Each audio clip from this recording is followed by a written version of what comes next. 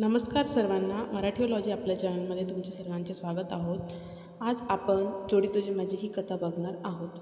अगं किती बोलशील, डोकी भणभण करतंय, माझं काम चाललंय, शांत डोक्याने करू देत. दिसतंय ना तुला? त्याच्या बोलण्याने ती दुखावली गेली. आता माझी बडबड दिसते.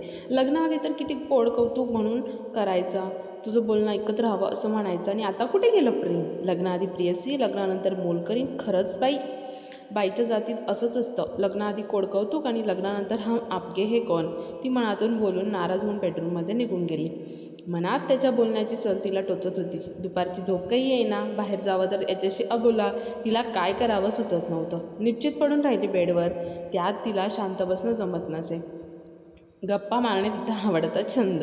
ती निघून गेल्यावर हा कामामध्ये गुंतला.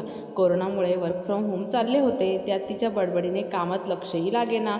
पण त्याला ती दुःखी होऊन गेल्याने वाईट वाटत होते.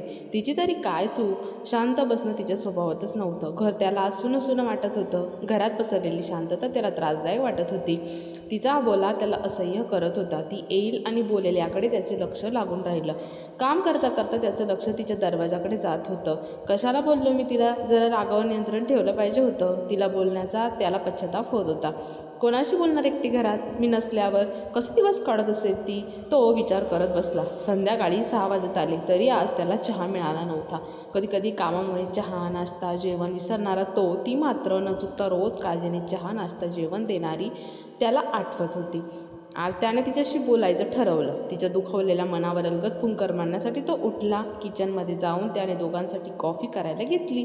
कॉफी तिच्या आवडती. दोघांना मिळून फक्कड कॉफीचा बेत त्याने आखला. दोघांना कॉफी घेऊन तो तिच्या रूमच्या दिशेने गेला. ती झोपलेली नव्हती. त्याचीच येण्याची वाट बघत होती. ए वेडाबाई, उठा. किती हा अबोला. गरमागरम कॉफी घ्या. त्याच्या बोलण्याने क्षणात ती सुकावली. त्याच्या मिठीत जाऊन विसावली. माफ कर मला, वर्कलोडमुळे तुला जास्त बोललो मी. ती म्हणाली, तू मला माफ कर, तुझ्या कामामध्ये मी व्यत्यय आणला. एकमेकांची माफी मागत कॉफीचा घोट घेत दोघांनी आपले क्षण असणारा तो अबोला नाहीसा केला.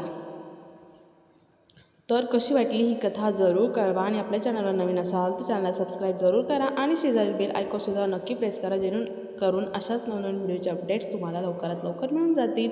आणि हा व्हिडिओ आवडला असेल तर व्हिडिओला लाईक, शेअर, कमेंटसुद्धा नक्की करा. धन्यवाद.